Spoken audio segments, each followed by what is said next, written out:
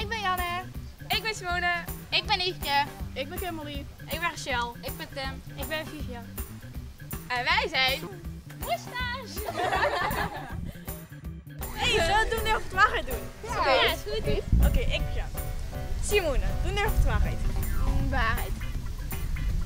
Ben je verliefd? Ja. Mag je niet zeggen wie? Oh, kom op, vertel. Oké, hij is leuk en lief. En hij heeft blond haar en heeft stekeltjes. En hij is niet heel groot. Heet hij toevallig Tim? Ja, hoe weet je dat? Omdat ik ook op hem verliefd ben. Ik ben er ook verliefd op. En ik was eerder verliefd op dan jij hoor. Echt niet. Echt wel. Echt niet. Echt niet. Jongens. Hij is Hij is van van mij. Doe zelf rustig. Doe eens normaal. Simone.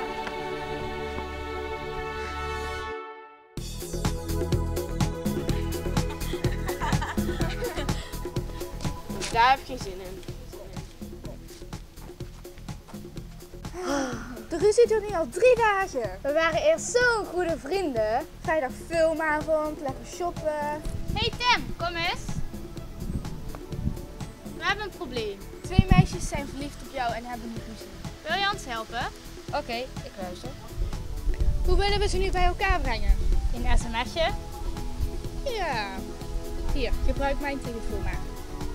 Kom bij elkaar om 4 uur op het bankje bij het weer. Verzend.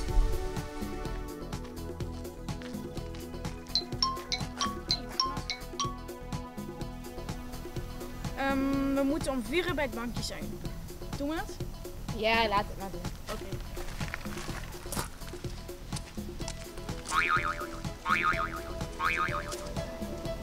Hey, bericht van Janne. We moeten om 4 uur bij het bankje zijn. Oké, dan gaan we daarheen. Nou, omdat... Hey, kijk daar! Jawel hoor, daar loopt Tim. Maar nu met een andere vlam. Dit is toch een zak? Hey, hallo. Hoi. Hoi, we zijn... Zag je hem net ook? Ja, een beetje. Hij is echt de moeite niet waard. Hij is echt een zak. Hij is best wel dom. Eigenlijk wel. Mag je vent dus al denken? Nee.